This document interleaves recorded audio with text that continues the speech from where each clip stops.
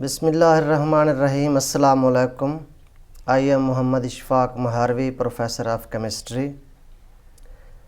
आज का लेक्चर भी पीपीएससी एफपीएससी के केमिस्ट्री के कैंडिडेट्स और all types of entry test जिसमें MD CAT, E CAT, NUST वगैरह के स्टूडेंट्स के लिए बड़ा हेल्पफुल है। बेसिक कॉन्सेप्ट्स जो हैं वो केमिकल इक्विलिब्रियम वाले जो टॉपिक्स हैं उनको अच्छी तरह एक्सप्लेन किया गया है। तो ये सब कॉन्सेप्ट बेस्ड लर्निंग है। तो अगर आपके कॉन्सेप्ट अच्छे होंगे तो फिर जिस भी किस्म का एमसीक्यू आएगा वो आप बड़ा आसानी से उसको सॉल्व कर सकेंगे। तो फर्स्ट एमसीक्यू है, एट इक्विलिब्रियम व्हाट हैपन्स। यानी एक रिएक्शन है, उसके रिएक्टेंट्स और प्रोडक्ट्स के दरमियान इक्विलिब्रियम जो है वो एस्टेब्लिश हो चुका है। अब हमने देखना है कि इस इक्विलिब्रियम की हालत में व्हाट हैपन्स। तो याद रखें, अक्सर जो हम गलती से कह देते हैं जी अमाउंट्स इक्वल हो जाती हैं इक्विलिब्रियम पे, तो ये याद रखें अमाउंट्स इक्वल होने का नाम इक्विलिब्रियम नहीं है। इक्विलिब्रियम में शर्त है कि rate of forward reaction equal हो जाए रेट ऑफ रिवर्स रिएक्शन के। तो ये पहला ऑप्शन भी यहाँ पर ठीक है। दूसरे ऑप्शन को देखते हैं। याद रखें, जब इक्विलिब्रियम एस्टेब्लिश हो जाता है तो फिर ना प्रोडक्ट्स की कंसंट्रेशन में इजाफा होता है ना रिएक्टेंट्स की कंसंट्रेशन में कोई। सेकंड एमसीक्यू है, at equilibrium which of the following is possible. Equilibrium establish हो जाए तो फिर क्या क्या यहाँ इनमें से पॉसिबल हो सकता है। याद रखें, इक्विलिब्रियम किसी भी कंसंट्रेशन पे एस्टेब्लिश हो सकता है, चाहे concentration of reactants concentration of products के इक्वल हो, चाहे रिएक्टेंट्स की कंसंट्रेशन प्रोडक्ट की कंसंट्रेशन से ग्रेटर हो, चाहे इनकी कंसंट्रेशन कम हो। तो कंसंट्रेशन का इक्वल होना या एक दूसरे से कम या ज़्यादा होना, ये कोई भी पॉसिबिलिटी इक्विलिब्रियम की हालत में हो सकती है। लिहाजा ऑल में बी पॉसिबल, ये डी ऑप्शन जो है यहाँ करेक्ट है।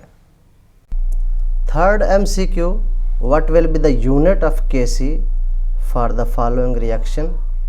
ये जब हम कंसंट्रेशन को मेंशन कर रहे हो तो फिर ये केसी इक्विलिब्रियम कांस्टेंट जो है वो लिखा जाता है। ये बज़ाहिर तो आपको बड़े बड़े डिजिट्स नज़र आ रहे हैं, एक मुश्किल सा एक गैसियस फेज रिएक्शन नज़र आ रहा है, लेकिन कोई प्रॉब्लम नहीं है। आपके पास एक सिंपल फार्मूला है जो मैंने हिंट्स में लिखा है कि आपका जो यूनिट है केसी का वो कंसंट्रेशन की पावर डेल्टा एन होता है number of moles of products minus number of moles of reactants. तो ये 4 + 6 10 है और इधर 4 + 5 9 है। 10 - 9 1 आ गया। तो 1 कंसंट्रेशन के जो यूनिट है मोल्स पर dm³ पावर 1 है, तो वही यूनिट आ जाएगा मोल्स पर dm³। तो यहाँ से देख लें तो ये ए ऑप्शन जो है वो करेक्ट है। तो कोई भी रिएक्शन आ जाए, आपने ये मोल्स पर dm³ की पावर डेल्टा एन लगाकर आसानी से विद इन सेकेंड्स आप इसका आंसर दे सकते हो। Fourth MCQ, the value of Kc for the reaction 2HF gaseous phase irreversible reaction. Next MCQ है, the value of Kc for the reaction 2HF gives us H2 + F2। इसकी Kc की value 10⁻⁻13 है 2000 degree C पर। Calculate the value of Kp for this reaction. इस Kc से आपने Kp बनाना है। तो अपेरेंटली तो बहुत डिफ़िकल्ट है कि कैलकुलेशन तो कैसे करेंगे, लेकिन याद रखें आपको सबसे पहले इसका रिलेशनशिप आना चाहिए कि Kc और Kp का आपस में रिलेशनशिप क्या बनता है। तो ये जो रिलेशनशिप है वो है Kp = Kc RT power delta n. आपने फ़ौरन देखना है कि प्रोडक्ट के मोल कितने हैं, यहाँ भी 1 है, यहाँ भी 1 है। तो 2 मोल्स प्रोडक्ट्स के और 2 मोल्स ही रिएक्टेंट्स के, यहाँ डेल्टा एन 0 हो गया। जब डेल्टा एन 0 हो गया तो यहाँ जो भी पावर होगी वो 1 हो जाएगी। लिहाजा Kp जो है वो Kc की इक्वल आ जाएगा। No calculation required. The same value जो कि के सी की वैल्यू है वही के पी की वैल्यू कहलाएगी, लिहाजा D option is correct. Next MCQ, which one will not disturb change the equilibrium position and equilibrium constant Kc। तो इक्विलिब्रियम कांस्टेंट के बारे में तो याद रखें कि ये जो टेम्परेचर है ना, ये इक्विलिब्रियम पोजीशन को भी चेंज करता है और Kc की वैल्यू को भी चेंज करता है टेम्परेचर सिर्फ। अब ये जो प्रेशर और कंसंट्रेशन, वॉल्यूम वगैरह, ये Kc को तो चेंज नहीं करते लेकिन पोजीशन को चेंज कर देते हैं। ये कैटलिस्ट जो है, जो it neither changes the value of Kc nor it disturb the position of equilibrium. So catalyst just lowers the energy of activation and facilitates the reaction to establish to attain the equilibrium in earlier time। यानी जल्दी reaction में equilibrium के attain का बायस बनता है, जल्दी equilibrium को establish करवाने में हेल्प करता है। So B option is correct. Next MCQ, for which reaction Kc is equal to 4x² over A - x into V। तो ये कौन से रिएक्शन का हो सकता है? एक तो ये बात याद रखें कि जो वॉल्यूम का जो फैक्टर है ये Kc एक्सप्रेशन में नहीं अपीयर होगा अगर रिएक्टेंट्स के और प्रोडक्ट के मोल इक्वल हों। तो यहाँ पर आप देख रहे हैं कि इसमें भी मोल्स डिफरेंट हैं, इसमें मोल्स डिफरेंट, इसमें भी। ये एक डी ऑप्शन है जिसमें वॉल्यूम का फैक्टर अपीयर नहीं होगा क्योंकि इसमें रिएक्टेंट्स के मोल्स और प्रोडक्ट के मोल इक्वल हैं, लिहाजा इसको तो हम एक्सक्लूड कर दें। बाकी अब ये 3 रह गए। इन तीनों में आपने देखना है कि क्योंकि जो Kc है ये इक्विलिब्रियम पर प्रोडक्ट की कंसंट्रेशन ओवर रिएक्टेंट की कंसंट्रेशन होती है। तो मैं आपको एक सिंपल वे बताता हूँ, जिसका वॉल्यूम कम होगा ना उसी के साथ वॉल्यूम का फैक्टर आएगा, और ज़ाहिर है वॉल्यूम हमने मोल से रिलेट करना है। तो अब यहाँ पर इस रिएक्शन में देखें रिएक्टेंट्स के मोल ज़्यादा हैं, ये 4 मोल्स हैं, वो 2 मोल्स हैं, इनका वॉल्यूम ज़्यादा है, लिहाजा इनमें वॉल्यूम का फैक्टर ऊपर आएगा। इसमें रिएक्टेंट्स के मोल्स कम हैं, प्रोडक्ट के मोल जो हैं वो ज़्यादा हैं, तो इसमें जो वॉल्यूम का फैक्टर है वो नीचे आएगा। लेकिन अब इसमें भी वॉल्यूम का जो फैक्टर है वो नीचे आएगा, लेकिन यहाँ पर देखें ये भी x बनेगा, ये भी x बनेगा, लेकिन ये 2x बनेगा। अब ये x और x प्रोडक्ट को x से शो करते हैं तो ये x² होगा, लेकिन यहाँ 4 नहीं आएगा। इसमें जब 2x का हम स्क्वायर लेंगे तो चूँकि इसका कोएफिशिएंट 2 है तो वो पावर बन जाता है, लिहाजा यहाँ पर 4x² बनेगा, लिहाजा यहाँ पर A ऑप्शन जो है वो करेक्ट है। अब देखते हैं जी, which of the following reactions gives more products as a result of increase in pressure. के प्रेशर का अगर हम इंक्रीज़ करें तो कौन से रिएक्शन के प्रोडक्ट्स ज़्यादा बनेंगे, यानी रिएक्शन फॉरवर्ड डायरेक्शन में शिफ्ट होगा। तो प्रेशर के हवाले से अब आपने एक बात तो ये जहन में रखनी है कि प्रेशर का इफ़ेक्ट सिर्फ़ और सिर्फ उन रिएक्शंस पर होता है जो गैसियस फेज़ में होते हैं। अब ये तो तमाम ही all reactions are in gaseous phase. अब दूसरी बात आपने ये देखनी है कि प्रेशर का इफ़ेक्ट उन गैसियस फेज़ रिएक्शंस पर भी नहीं होता जिनके रिएक्टेंट्स के मोल्स इक्वल होते हैं प्रोडक्ट्स के मोल्स के। तो अब हम देखते हैं कि इनमें से कौन से रिएक्शंस हैं जिनके रिएक्टेंट्स और प्रोडक्ट्स के मोल्स इक्वल हैं। 1-1-2 मोल्स ऑफ रिएक्टेंट्स, 1-1-2 मोल्स, ये भी बराबर है, इस पर प्रेशर का इफ़ेक्ट नहीं होगा। इनके भी 2 मोल्स हैं, ये भी 2 मोल्स, ये भी इक्वल होगा, प्रेशर का कोई इफ़ेक्ट नहीं होगा, या इसको भी एक्सक्लूड कर दें। 2 + 1 3 और 2, यहाँ ये सी ऑप्शन में ये रिएक्टेंट्स और प्रोडक्ट के मोल्स डिफरेंट हैं, इक्वल नहीं है, इस पर प्रेशर का इफ़ेक्ट होगा। ये डी ऑप्शन में देखें कि 2 और यहाँ भी 1-1-2, इस पर भी प्रेशर का इफ़ेक्ट नहीं होगा, लिहाजा सी ऑप्शन इन तमाम से डिफरेंट है, लिहाजा ये करेक्ट ऑप्शन है। साथ ये भी आपने देखना है कि प्रेशर का इफ़ेक्ट अगर होगा तो रिएक्शन किस तरफ शिफ्ट होगा। अगर रिएक्टेंट्स के मोल ज़्यादा हों तो अल्टीमेटली इक्विलिब्रियम मिक्सचर में इनका वॉल्यूम भी ज़्यादा होगा, क्योंकि इनके मोल्स की जो तादाद है वो ज़्यादा है, प्रोडक्ट के मोल्स कम है, लिहाजा वॉल्यूम वहाँ इक्विलिब्रियम मिक्सचर में कम होगा। लिहाजा अगर आप इस पर प्रेशर इंक्रीज़ करेंगे तो ये रिएक्शन उस साइड पर शिफ्ट हो जाएगा जिधर कम वॉल्यूम है, और ली चैटलियर प्रिंसिपल के मुताबिक जो रिएक्शन है वो उस डिस्टर्बेंस को, उस स्ट्रेस को मिनिमाइज़ करने की कोशिश करेगा और इक्विलिब्रियम दोबारा एस्टेब्लिश होगा। लिहाजा यहाँ पर सी ऑप्शन इज़ करेक्ट। अब MCQ है, विच of the following has larger pH value. ये pH वैल्यूज़ अक्सर 25 डिग्री सी पर जो है वो कंसिडर की जाती हैं। तो अगर टेम्परेचर मेंशन ना भी करें तो आपने 25 डिग्री सी को ही जहन में रखते हुए आंसर देने हैं। और ये भी देखें कि आप pH पूछ रहा है या POH। आपने अगर pH वैल्यूज़ याद की हुई हैं, उसने POH पूछा है तो आपने 14 में से वो pH की वैल्यू जो आपने याद किया वो माइनस कर दें। तो अब देखते हैं कि इनमें से किसकी वैल्यू pH की ज़्यादा है। जो एप्पल्स हैं इनकी pH 3.1 होती है, टोमेटोज़ की 4.2 होती है, जो एग्स हैं इनकी pH 7.8 होती है, और मिल्क ऑफ मैग्नीशिया एक बेस है MgOH ट्वाइस, ये 10.5 होती है। तो यहाँ से ये डी ऑप्शन जो है ये करेक्ट है। Next MCQ at 100 degree C pure water has pH less than 7, के 100 डिग्री सी पर जो प्योर वाटर है उसकी pH 7 से कम हो जाती है। What will be the nature of water. याद रखें किसी भी टेम्परेचर पर जब वाटर प्योर है आपके पास तो वो हमेशा न्यूट्रल रहेगा। चूँकि टेम्परेचर के इंक्रीज़ होने से जो KW है वो इंक्रीज़ होता है, क्योंकि KW जो है वो आयनिक प्रोडक्ट ऑफ वाटर है, डिसोसिएशन कांस्टेंट ऑफ वाटर है, और वाटर की डिसोसिएशन एक एंडोथर्मिक प्रोसेस है।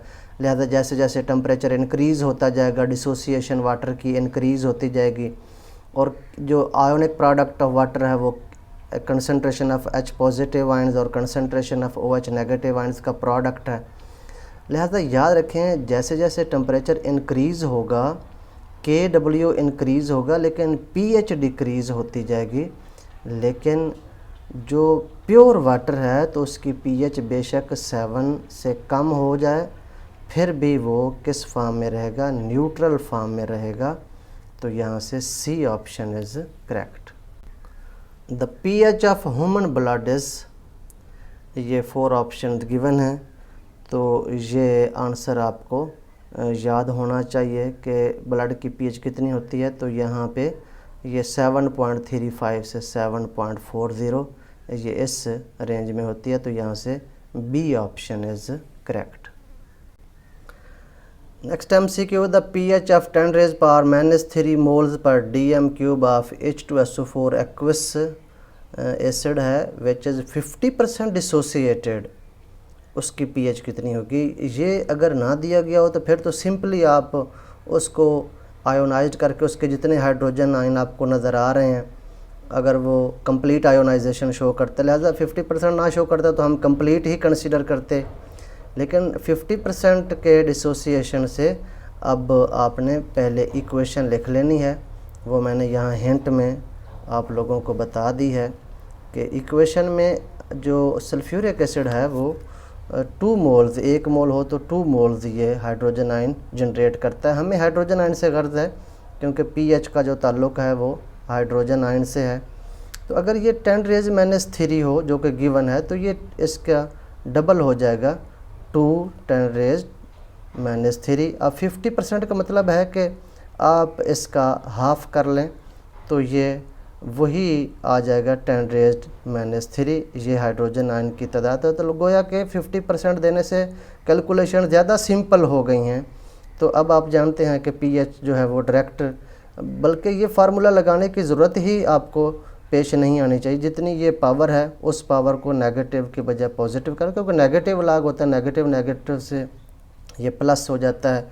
तो ये 3 जो है वो इसकी pH है। तो यहाँ से डी ऑप्शन जो है वो करेक्ट है।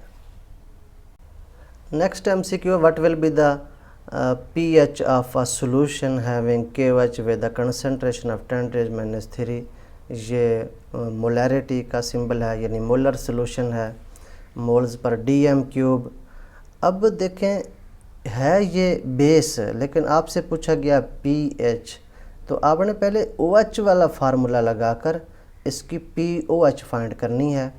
तो आप जानते हैं कि यहाँ जितनी पावर होगी वही पावर उसकी POH बन जाएगी, और POH के बाद आपने उसको 14 से माइनस कर देना है 25 डिग्री C पर। तो ये 14 में से आपने 3 माइनस करेंगे तो 11 रह जाएंगे, लिहाजा यहाँ पर B option is correct. Next MCQ, select the weakest acid. ये 4 ऑप्शंस गिवन हैं। ये हाइड्रोफ्लोरिक एसिड है, एसिटिक एसिड है, कार्बोनिक एसिड है, नाइट्रिक एसिड है। तो एसिडिक स्ट्रेंथ जो है वो आयोनाइजेशन पे डिपेंड करती है। जो ज़्यादा आयोनाइज होगा वो उतनी ज़्यादा एसिडिक स्ट्रेंथ रखेगा। और इसके जो हमारे पास पैरामीटर्स हैं, वो क्राइटेरिया हैं, वो ये है कि अगर pH जितनी कम होगी वो एसिड ज़्यादा स्ट्रांग होगा। और एक और भी है जिसको हम Ka कहते हैं। Ka जो है वो डिसोसिएशन कांस्टेंट फॉर एसिड्स है, आयोनाइजेशन कांस्टेंट फॉर एसिड्स है। तो जिसकी Ka की वैल्यू ज़्यादा होगी वो स्ट्रॉन्ग एसिड होगा, जिसकी Ka की वैल्यू कम होगी वो वीक एसिड होगा। तो इन चारों में से जो कार्बोनिक एसिड है इसकी Ka की वैल्यू सबसे कम है, लिहाजा यहाँ पर जो C ऑप्शन है वो करेक्ट है। Next MCQ, which base among the following is the weakest in nature. कि इनमें से कौन सी बेस है जो सबसे ज़्यादा वीक है। एनिलीन है, मिथाइलमाइन है, अमोनियम हाइड्रोक्साइड है, सोडियम हाइड्रोक्साइड। तो अब इनको भी चेक करने के लिए एक तो हमारे पास POH वैल्यूज़ हैं और दूसरी है Kb, dissociation constant for basis या आयोनाइजेशन कांस्टेंट फॉर बेसिस। तो जितनी बेस की आयोनाइजेशन ज़्यादा होगी उतनी बेस ज़्यादा स्ट्रेंथ होगी, या वो अच्छी लोन पेयर जो है उसके पास है और वो प्रोटॉन को एक्सेप्ट करने की एबिलिटी है, या लोन पेयर डोनेटिंग एबिलिटी है। तो अब उस हवाले से ये जो एनिलीन है ये बेंजीन रिंग के ऊपर NH2 ग्रुप है। और याद रखें ये जो डीलोकलाइजेशन है, रेजोनेंस, ये बेसिस को वीकर कर देती है, क्योंकि इसका जो नाइट्रोजन पर लोन पेयर होगा वो रिंग के साथ इन्वॉल्व हो जाएगा, डीलोकलाइज हो जाएगा। तो बेस तो वो स्ट्रांग होती है जिस पर लोन पेयर जो है वो रिजाइड करे, ताकि प्रोटॉन को एक्सेप्ट करने की एबिलिटी ज़्यादा हो, या OH आयन ज़्यादा जनरेट करने वाली हो। तो इन ऑप्शंस में से जो A ऑप्शन है ये करेक्ट है, ये सबसे वीकेस्ट बेस है। Next MCQ, pH of an acidic buffer is calculated using Henderson's equation. Henderson's equation है pH is equal to pK plus log salt की कंसनट्रेशन ओवर एसिड की कंसनट्रेशन। उसने कहा है कि अगर साल्ट की कंसनट्रेशन कम है, एसिड की कंसनट्रेशन ज़्यादा है, तो फिर व्हाट विल हैपन। अब आप इसके अलावा भी MCQs को ध्यान में रखें। अगर दोनों की कंसनट्रेशन इक्वल हो जाएगी तो log 1 आ जाएगा, चाहे ये 1 हो मोलर, ये भी 1 हो, ये 0.1 हो, ये भी 0.1 हो, तो log 1 रह जाएगा। दोनों की इक्वल कंसनट्रेशन की वजह से log 1 0 होता है, लिहाजा उस सूरत हाल में pH इक्वल हो जाएगी pKa के। तो अगर इक्वल होता तो फिर A ऑप्शन होता, अब A ऑप्शन यहाँ पर नहीं है। अब मैं आपको सिंपल एक बात बताता हूँ कि एसिड की कंसंट्रेशन अगर ज़्यादा होगी तो इसका मतलब उसके हाइड्रोजन आयन ज़्यादा हैं। हाइड्रोजन आयन ज़्यादा होने का मतलब है उसकी pH कम होगी। और अगर एसिड की कंसंट्रेशन कम है तो इसका मतलब थोड़े हाइड्रोजन आयन है, थोड़े कम हाइड्रोजन आयन का मतलब है pH ज़्यादा होगी, क्योंकि pH का ताल्लुक H आयन से इन्वर्सली होता है। तो यहाँ पर एसिड की कंसंट्रेशन ज़्यादा है, उसके हाइड्रोजन आयन ज़्यादा हैं, तो इसका मतलब pH उसकी कम होगी। तो इस सूरत हाल में pH जो है वो pKa से कम होगी, लिहाजा B option is correct.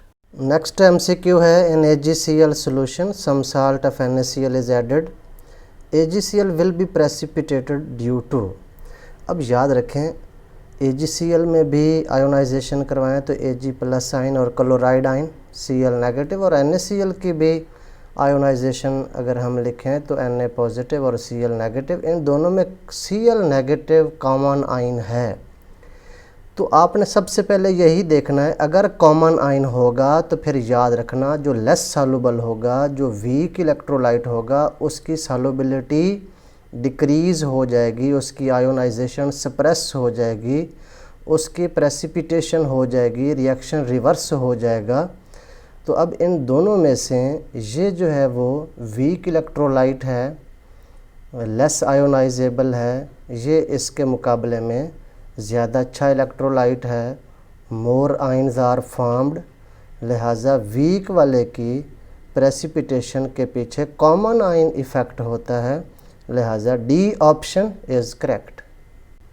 Next MCQ, when KCl aqueous form में is added to aqueous KClO3, ये पोटासियम क्लोरेट है, उस इनको ऐड किया जाए तो व्हाट हैपन्स। पहले तो ये पता होना चाहिए कौन सा लेस सॉल्युबल है, कौन सा मोर सॉल्युबल है। तो KClO3 याद रखें, KCl के मुकाबले में ये लेस सॉल्युबल है और वो मोर सॉल्युबल है, लिहाजा लेस सॉल्युबल वाले की सॉल्युबिलिटी कॉमन आयन, यहाँ कॉमन आयन K पॉजिटिव, अगर कॉमन आयन होगा तो फिर ये होगा, वरना ये नहीं होगा। तो K पॉजिटिव कॉमन आयन की वजह से लेस सॉल्युबल वाले की आयोनाइजेशन डिक्रीज़ हो जाती है, सॉल्युबिलिटी डिक्रीज़ हो जाती है। तो अब इनमें से देख लें, KClO3 बस देखें, KCl को भी नहीं देखना हमने। KClO3 की आयोनाइजेशन इंक्रीज़ नहीं डिक्रीज़ होती है, सॉल्युबिलिटी डिक्रीज़, ये इसकी नहीं, सॉल्युबिलिटी KClO3 की डिक्रीज़ होती है। तो यहाँ से C option is correct. Which of the following is the group reagent for group 3 basic radicals. Group 3 basic radicals जो हैं वो कौन से रीजेंट से आइडेंटिफाई होते हैं, उनके प्रेसिपिटेट्स बनते हैं। तो याद रखें कि जो ग्रुप 3 के बेसिक रेडिकल्स हैं ये Fe पॉजिटिव टू फेरस है, फेरिक है, क्रोमियम होता है, एल्युमिनियम होता है, और इनके हाइड्रोक्साइड्स बनते हैं। तो ये हाइड्रोक्साइड्स अब आप देख रहे हैं कि यहाँ पर ये डिल्यूट HCl और H2S जो है ये सेकंड ग्रुप का बेसिक सेकंड ग्रुप के बेसिक रेडिकल्स का ग्रुप रीजेंट है। ये है जब हम पहले सॉलिड अमोनियम क्लोराइड डालते हैं, उसको बॉयल करते हैं, फिर कूल करते हैं, फिर उसमें अमोनियम हाइड्रोक्साइड ऐड करते हैं, तो इनके हाइड्रोक्साइड्स बनते हैं ग्रुप 3 के। तो ये इनमें से ये आपको डायरेक्ट याद होने चाहिए ग्रुप रीजेंट्स, जितने भी 6 ग्रुप्स हैं ना बेसिक रेडिकल्स के, तो उनके ग्रुप रीजेंट्स आपको याद होने चाहिए। तो यहाँ से B ऑप्शन जो है वो करेक्ट है। What happens as a result of combination of dilute HCl and H2S aqueous form में, अगर हम इनको कंबाइन करें तो क्या होगा। देखें क्या इनमें कोई कॉमन आयन है। हाँ, ये H पॉजिटिव, यहाँ 2H पॉजिटिव आयोनाइजेशन अगर हम इनकी शो करवाएं तो फिर कॉमन आयन हो तो फिर कॉमन आयन इफेक्ट के तहत जो लेस सॉल्युबल होती है चीज़, उसकी आयोनाइजेशन, डिसोसिएशन, सॉल्युबिलिटी डिक्रीज़ हो जाती है। और तो इसमें ये जो ऑप्शंस हैं कि HCl की आयोनाइजेशन डिसोसिएशन सप्रेस होती है, नहीं, HCl जो है वो उसके मुकाबले में ये स्ट्रॉन्ग इलेक्ट्रोलाइट है, वो एक वीक इलेक्ट्रोलाइट है। तो अब इसमें ये नीचे मैंने हिंट में लिखा है, याद रखें कि जब हम इनकी H2S की आयोनाइजेशन शो करवाते हैं तो यहाँ 2H पॉजिटिव है और S2 नेगेटिव सल्फाइड आयन है, और HCl में से ये आयोनाइजेशन शो करवाएं तो H पॉजिटिव Cl नेगेटिव है। अब इस H पॉजिटिव है ना, बेशक इनके मोल्स की जो क्वांटिटीज़ हैं ये अगर मुख्तलिफ भी हों, फिर भी हमने H पॉजिटिव को देखना है कि ये कॉमन आयन है। अब जो लेस सॉल्युबल है ना वीक इलेक्ट्रोलाइट, उसका रिएक्शन जो है वो रिवर्स जाता है। तो यहाँ पर इस H2S की जो आयोनाइजेशन है वो डिक्रीज़ होगी, इसकी जो डिसोसिएशन है वो सप्रेस होगी।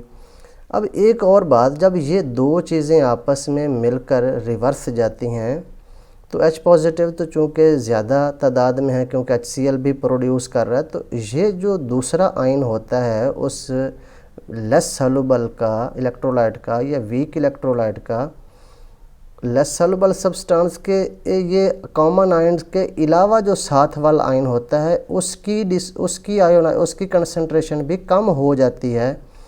तो इस कम आयोनाइजेशन की वजह से जो सेकंड ग्रुप के बेसिक रेडिकल्स हैं उनके सल्फाइड्स बनते हैं, वो आइडेंटिफाई होते हैं। तो ये भी बड़ा अहम एमसीक्यू है कि कॉमन आयन के अलावा जो लेस सॉल्युबल वीक इलेक्ट्रोलाइट जो चीज़ है उसका जो दूसरा आयन है रिवर्स रिएक्शन में रिएक्शन के जाने से उसकी जो कंसंट्रेशन है वो भी सप्रेस हो जाती है, डिक्रीज़ हो जाती है। तो यहाँ पर अब ऑप्शन देखें आप, HCl तो स्ट्रांग है, इसकी डिसोसिएशन सप्रेस नहीं होती, ये low concentration of sulphide and develop होती है, ये भी ठीक है। दूसरा देख लें कि आयोनाइजेशन H2S की इंक्रीज़ होती है, नो, अगर डिक्रीज़ होता तो फिर ये भी ठीक होता, फिर बोथ ऑप्शन हो जाने थे। लेकिन यहाँ पर सिर्फ़ और सिर्फ ये जो बी ऑप्शन है ये करेक्ट है और ये बड़ा इम्पॉर्टेंट MCQ है।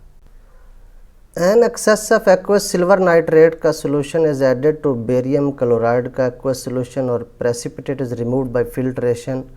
वो कहता है मेन आयन्स फिल्ट्रेट में कौन कौन से होते हैं। अब ये बात जहन में रखें कि जब ये एक्सेस में आप डाल रहे हैं इसका मतलब सिल्वर आयन्स भी बहुत ज़्यादा हैं, नाइट्रेट आयन्स भी बहुत ज़्यादा हैं। इस Ag का इस Cl के साथ जब रिएक्शन होगा तो AgCl प्रेसिपिटेट बन जाएगा और वो सेपरेट हो जाएगा। अब इसका मतलब है कि सिल्वर आयन ज़्यादा होने की वजह से ये जितने भी क्लोराइड होंगे वो तमाम के तमाम रिएक्ट करके PPTs की फॉर्म में अलहदा हो जाएंगे, लिहाजा कोई क्लोराइड आयन बाकी नहीं बचेगा। Barium ion nitrate barium nitrate के साथ मिलकर उसी सोल्यूशन में मौजूद रहता है, लिहाजा सिर्फ क्लोराइड आयन नहीं होंगे, सिल्वर आयन भी होंगे क्योंकि इनकी तादाद एक कंसंट्रेशन ज़्यादा है, नाइट्रेट आयन भी होंगे, बेरियम आयन्स भी होंगे, ये 3 किस्म के आयन्स होंगे। इन ऑप्शंस में से देख लें सिल्वर आयन्स और नाइट्रेट आयन और बेरियम आयन कहाँ कहाँ पर हैं, ये बी ऑप्शन में है, लिहाजा बी ऑप्शन इज़ करेक्ट। अब है जी MCQ, the concept of solubility product KSP is not apply to.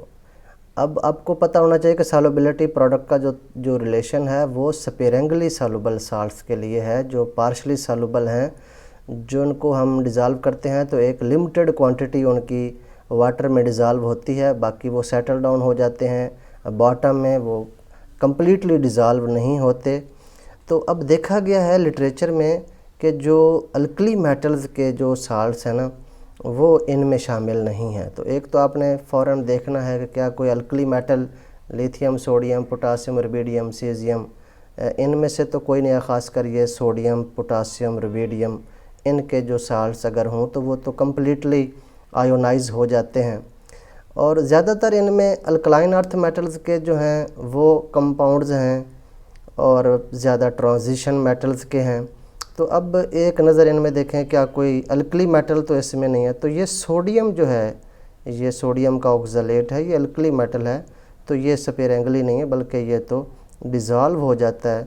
तो लिहाजा यहाँ से सी ऑप्शन ऐसा है जिस इस साल पे KSP का जो रिलेशन है वो होल्ड नहीं करता, तो C option is correct. Next MCQ, which one has higher value of solubility product KSP at 25 degree C। तो इनमें से आपने एक लिस्ट बना लें कि कौन से ऐसे कंपाउंड्स हैं जिनके ये KSP की वैल्यूज़ ज़्यादा हैं, वो कोई 8-10 हैं, वो एक लिस्ट बनाकर रख लें। बाकी ये ट्रांजिशन जो मेटल्स हैं, लेड के अलावा बाकियों की वैल्यूज़ बहुत कम हैं। तो आप जो ये अल्कलाइन अर्थ मेटल्स हैं, ये मैग्नीशियम, कैल्शियम, स्ट्रोंशियम, बेरियम वगैरह, इनके जो वैल्यूज़ हैं ये थोड़ी सी ज़्यादा हैं उन ट्रांजिशन की निस्बत, ट्रांजिशन एलिमेंट्स के कंपैरिजन में। तो यहाँ पर आप देखें कि मैग्नीशियम जो है वो सेकंड ग्रुप से बिलोंग करता है, अल्कलाइन अर्थ मेटल है, इसकी जो वैल्यू है वो सॉल्युबिलिटी प्रोडक्ट की वो ज़्यादा है as compare to aluminium hydroxide, ferric hydroxide या जिंक के हाइड्रोक्साइड से। तो यहाँ पर सी ऑप्शन जो है वो करेक्ट। नेक्स्ट MCQ के select the correct relationship between equilibrium constants. Equilibrium constants आपको पता है कि Kc, Kp, Kn, Kx, एक Ka भी है जो एक्टिविटीज़ के हवाले से हम डिस्क्राइब करते हैं, लेकिन यहाँ पर Kp is equal to KCRT की पावर डेल्टा n है, ये Kp की रिलेशनशिप है। ये तमाम रिलेशनशिप्स जो हैं वो करेक्ट हैं। इसमें आप देखें कि अगर के एन आ जाए तो बटे में एन याद रखें, तो इससे थोड़ा सा ज़्यादा आसान रह जाएगा। पी ओवर एन के एन वाले में आता है। और तो यहाँ पर डी ऑप्शन जो है वो करेक्ट है। एक ये भी बात जहन में रखें कि अगर डेल्टा एन ज़ीरो हो जाए, यानी वो रिएक्शंस जिनमें रिएक्टेंट्स के मोल्स प्रोडक्ट्स के इक्वल होते हैं, तो उन तमाम रिएक्शंस में डेल्टा एन जिनमें ज़ीरो है, के पी के सी के बराबर होगा, के पी के एक्स के बराबर होगा, के पी के एन के बराबर होगा जब ये वैल्यू ज़ीरो होगी। और फिर ये आपस में तमाम इक्वल हो जाएं, के पी के एक्स के सी के बराबर होगा, के सी के पी के एक्स के बराबर होगा, के एक्स के एन के बराबर होगा। तो ये तमाम इक्विलिब्रियम कांस्टेंट्स आपस में इक्वल हो जाएंगे, सेम वैल्यूज़ वाले हो जाएंगे जब डेल्टा एन ज़ीरो हो जाएगा। तो यहाँ डी ऑप्शन करेक्ट है। Next MCQ, consider the following reaction. Die nitrogen tetroxide gases form में ये डीकम्पोज होकर 2NO2 नाइट्रोजन डाइऑक्साइड या नाइट्रोजन परऑक्साइड बनाता है। इसका इनिशियल जो अमाउंट्स हैं, जो कंसंट्रेशन है, टाइम जब 0 सेकंड मतलब जब इनिशियल प्रोडक्ट हमारा नहीं बना, 1 मोल ये है तो ये 0 है। जब इक्विलिब्रियम अटेन हो जाता है तो इक्विलिब्रियम की हालत में इनकी क्या वैल्यूज़ हैं, तो यहाँ पर 2x बना है, लेकिन यहाँ 1 मोल है तो इसमें 1x माइनस होगा, यानी 1 मोल अगर इसका डीकम्पोज होगा तो उसके 2 मोल्स बनेंगे। लिहाजा यहाँ आपने 1x ही माइनस करना। यहाँ पे मोल्स को अगर यहाँ 2 होता तो ये 1 माइनस 2x हो जाता था। अब what will be the partial pressure of NO2। इस इक्विलिब्रियम की हालत में NO2 का पार्शियल प्रेशर क्या है, तो ये वैल्यूज़ दी हुई हैं। आपको पता होना चाहिए कि जो पार्शियल प्रेशर होता है वो 2 चीज़ों का प्रोडक्ट होता है। एक होता है उसका ये मोल फ्रैक्शन और एक होता है उसका टोटल प्रेशर। ये टोटल प्रेशर तो P है। मोल फ्रैक्शन क्या होता है, उस कंपोनेंट के मोल्स ऊपर रखते हैं और टोटल मोल्स जो मिक्सचर के हैं वो नीचे रखे जाते हैं। तो पहले हमें इनका तो पता है कि इसके 2x मोल्स हैं, उसके 1 माइनस x हैं। अब 2x ऊपर होने चाहिए बटे के, तो इन में आप देख रहे हैं कि 2x बटे के ऊपर ये है। टोटल मोल्स कैसे पता चलेगा, ये इक्विलिब्रियम में इन दोनों का सम लेंगे तो टोटल मोल्स बन जाएंगे 1 माइनस x प्लस 2x। तो अगर ये करें तो टोटल मोल्स मिक्सचर की इक्विलिब्रियम की हालत में 1 प्लस x होंगे। तो इसके मोल्स बटे में total moles multiplied by total pressure, तो ये डी ऑप्शन जो है ये बनता है। यहाँ डी ऑप्शन करेक्ट है। अगर कहता कि N2O4 के पार्शियल प्रेशर आप फाइंड करें तो फिर 1 minus x over 1 plus x multiply by P होता। तो इन दोनों में से कोई भी आ सकता है या कोई भी इससे रिलेटेड कोई क्वेश्चन वो पुट कर सकता है। तो आपको इस तरह भी यहाँ पर 1 माइनस a भी लिख सकता है, यहाँ 2a लिख सकता है, उसकी मर्ज़ी है।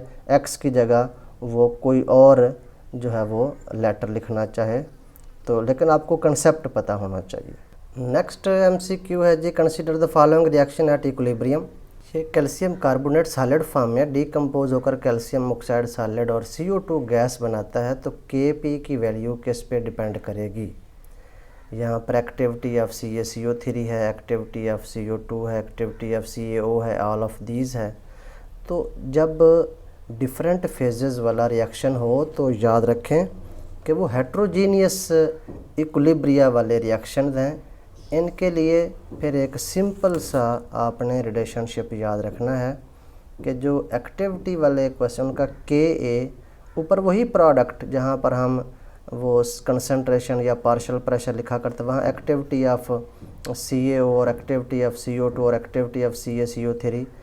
और याद रखें कि जो एक्टिविटी है ना प्योर सॉलिड्स की, सॉलिड सब्सटेंसेस की, वो 1 ली जाती है। Activity of pure solids equal to 1।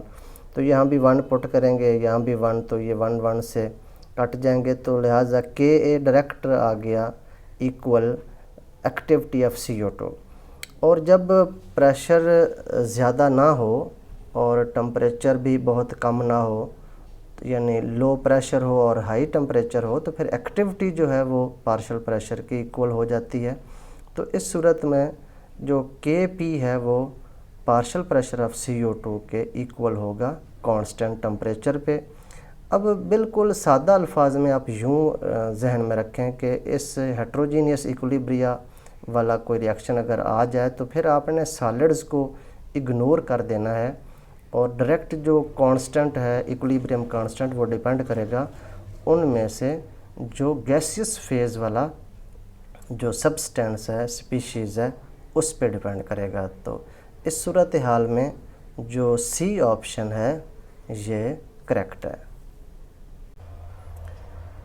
Next MCQ, the dissociation of ammonium carbamate in a reversible manner is as. Ammonium carbamate solid है, वो 2 मोल्स अमोनिया गैस और 1 मोल कार्बन डाइऑक्साइड गैस बनाता है। अगर ये 1 मोल हो तो करेक्ट रिलेशनशिप क्या होगा, Kp किस किस के इक्वल होगा।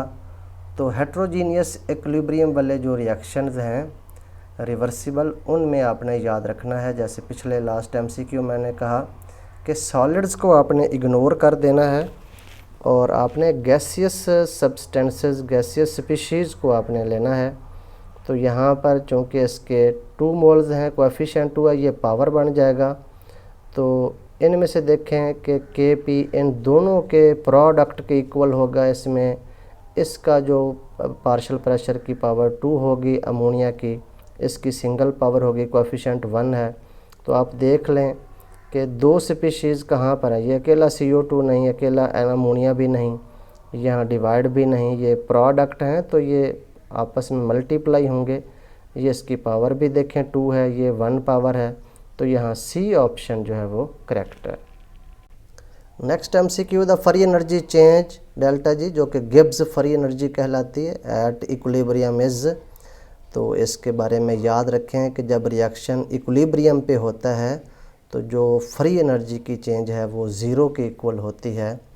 तो ये भी एक अहम MCQ है, तो यहाँ पर ए ऑप्शन जो है वो करेक्ट है। इम्पॉर्टेंट MCQ के Kp और Kn को आप जानते हैं कि इस रिलेशन से इनको डिस्क्राइब किया जाता है। Kp is equal to Kn P/n की पावर डेल्टा n। वो कहता है कि if an inert gas is added to a gaseous mixture, अगर एक गैसियस मिक्सचर में हम इनर्ट गैस ऐड करें, कोई हीलियम, नियॉन वगैरह, नाइट्रोजन भी इनर्ट बिहेवियर शो करती है, तो at equilibrium under constant pressure वो कह रहा है कि फिर क्या होगा। तो आपने यहीं पे देखना है कि अगर यहाँ प्रेशर चेंज ना करें और इनर्ट गैस इसमें आप ऐड करें, तो इनर्ट गैस के ऐड करने पर इक्विलिब्रियम मिक्सचर में ज़रा उसकी जो भी कंसंट्रेशन होगी उसकी अमाउंट होगी, तो total number of moles of mixture increase हो जाएंगे, बटे में वैल्यू बढ़ जाए तो ये वाला जो फैक्टर है वो डिक्रीज़ हो जाएगा। तो इसलिए यहाँ पर अब आप देख लें कि जो P/n जो है वो डिक्रीज़ कहाँ पर होगा, तो यहाँ बी ऑप्शन में P/n वाला फैक्टर डिक्रीज़ हो जाएगा। तो B option is correct. Next MCQ भी वेरी इंपॉर्टेंट है। Consider the following reaction. ये फास्जीन गैस है, तो ये कार्बन मोनोऑक्साइड और क्लोरीन गैस में डिकम्पोज होती है, इक्विलिब्रियम आ जाता है। तो कहा गया है कि if we add nitrogen gas at equilibrium, nitrogen भी इनर्ट बिहेवियर शो करती है, यहाँ हीलियम आ जाए, नियॉन आ जाए, नाइट्रोजन आ जाए, तो आपने ये जहन में रखना है कांस्टेंट प्रेशर पे वो कहते हैं अगर ये हम ऐड करें तो फिर क्या होगा। तो इसमें क्या रिएक्शन फॉरवर्ड जाएगा, रिवर्स जाएगा, रिएक्शन स्टॉप हो जाएगा, इस NO2 का कोई इफ़ेक्ट नहीं। तो याद रखें कि रिएक्शन स्टॉप तो नहीं होता, रिएक्शन तो कंटिन्यू रहता है। इक्विलिब्रियम की हालत में उनके रेट्स इक्वल हो जाते हैं, रिएक्शन सीज नहीं होता। तो ये ऑप्शन भी जहन से निकाल दें। इस N2 इनर्ट गैस का इफ़ेक्ट होता है क्योंकि उसकी कंसंट्रेशन हम कुछ ऐड कर रहे हैं। तो आपने ये इनर्ट गैस वाला जब भी मामला आए तो आपने इस रिलेशनशिप को जहन में रखना है कि Kp is equal to Kn P/n delta n। अब कांस्टेंट प्रेशर है, आपने इसको ऐड किया है, total number of moles of mixture increase होने से ये वाला फैक्टर जो है वो डिक्रीज़ हो गया। अब इसमें देखें डेल्टा n क्या है, इसके 2 मोल्स हैं, उसका 1 है, तो 2 - 1 1 पॉजिटिव, यहाँ 1 आ गया। अब ये डिक्रीज़ होने से ये वैल्यू भी डिक्रीज़ हो जाएगी क्योंकि इन दोनों के प्रोडक्ट के बराबर थी, इसलिए Kp को कांस्टेंट रखने के लिए ये डिक्रीज़ वैल्यू हुई है, तो इसको अब इंक्रीज़ होना चाहिए। ये इंक्रीज़ तभी होगी क्योंकि कोई भी कांस्टेंट आप ले लें, Kc, Kp, Kn, तो इक्विलिब्रियम की हालत में जितने प्रोडक्ट ज़्यादा कंसंट्रेशन होगी प्रोडक्ट की, इन कांस्टेंट्स की वैल्यू भी ज़्यादा होती है। लिहाजा Kn को इंक्रीज़ करने के लिए रिएक्शन को फॉरवर्ड जाना पड़ेगा ताकि Kp जो है वो कांस्टेंट रहे।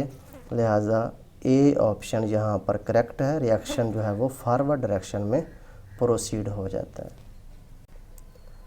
लास्ट MCQ फिर उसी इनर्ट गैस वाले जो कॉन्सेप्ट है उसके हवाले से, फिर हीलियम गैस इज़ एडेड, यहाँ नियॉन आ जाए, नाइट्रोजन आ जाए, आर्गन आ जाए, तो आपने इनर्ट गैस वाला कंसेप्ट ध्यान में रखा। Is added to a gaseous phase equilibrium then it will affect the equilibrium position only. ये उस इक्विलिब्रियम की पोजीशन को डिस्टर्ब करेगा कब? क्या जब डेल्टा एन ज़ीरो होगा, कांस्टेंट वॉल्यूम पे करेगा, कांस्टेंट प्रेशर पे करेगा, या इन तीनों कंडीशन पे करेगा? तो इस बात को गौर से सुने कि जब भी गैसियस फेज़ वाला रिएक्शन है तो आपने ये Kp और is equal to Kn P/N वाला रिलेशनशिप को आपने जहन में रखना है। अब देखो, आपने जो भी चीज़ ऐड की ऊपर से, कोई इनर्ट गैस वगैरह, यहाँ डेल्टा एन अगर ज़ीरो है तो फिर ये वाला फैक्टर जो है वो 1 हो जाएगा और Kp is equal to Kn हो जाएगा। लिहाजा इनर्ट गैस के ऐड करने से अगर डेल्टा एन ज़ीरो है तो फिर कोई इफ़ेक्ट नहीं होगा, लिहाजा ये ऑप्शन नहीं हो सकता। कांस्टेंट वॉल्यूम पे अगर आप इनर्ट गैस ऐड करें तो कांस्टेंट वॉल्यूम का मतलब है आप इस चीज़ को इंक्रीज़ करेंगे और वॉल्यूम वेसल का उतना ही रखा है, पिस्टन फिक्स है, तो फिर प्रेशर इंक्रीज़ होगा, ये वैल्यू भी इंक्रीज़ होगी, ये वैल्यू भी इंक्रीज़ होगी, तो ये वाला फैक्टर चेंज नहीं होगा और इस पे Kp की वैल्यू पे कोई फ़र्क नहीं पड़ेगा, पोजीशन पे कोई फ़र्क नहीं पड़ेगा। लिहाजा कांस्टेंट वॉल्यूम पर भी इनर्ट गैस का ऐड होना कोई अफेक्ट नहीं करेगा, ये ऑप्शन भी नहीं हो सकता। कांस्टेंट प्रेशर पे क्या होता है? कांस्टेंट प्रेशर पे लास्ट MCQ मैंने बताया आपको, जब ये प्रेशर आप कांस्टेंट रख लेते हैं तो फिर इस चीज़ को इनर्ट गैस के ऐड करने से ये टोटल मॉलिक्यूल्स मिक्सचर की तादाद जो है वो इंक्रीज़ हो जाएगी। लिहाजा ये वाला फैक्टर डिक्रीज़ हो जाएगा। इसके डिक्रीज़ होने का मतलब ये है कि Kp जो है वो असरअंदाज, ये अफेक्ट हो गया, तो इसका मतलब है कि अब जो रिएक्शन की पोजीशन है इक्विलिब्रियम की वो चेंज हो जाएगी। लिहाजा ये इनर्ट गैस वाला जो कॉन्सेप्ट है ये आपने सिर्फ कांस्टेंट प्रेशर पे हमेशा डील करना है, तो यहाँ C ऑप्शन इज़ करेक्ट। तो अपनी भी स्टडी जो है वो और ज़्यादा तेज़ करें, अपने हैंड आउट्स बनाएं और जो ज़्यादा जो कॉन्सेप्ट बेस्ड टॉपिक्स हैं उनको अच्छी तरह तैयार करें, बार बार रिपीट करें। अल्लाह ताला आप सबको कामयाब करे। मैं भी वीडियोस जो हैं वो थोड़ी सी ज़्यादा अब बनाने की कोशिश करता हूँ ताकि आप लोगों को ज़्यादा फैसिलिटेट कर सकूँ। अल्लाह ताला आपका हामी और नासिर हो। वस्सलाम।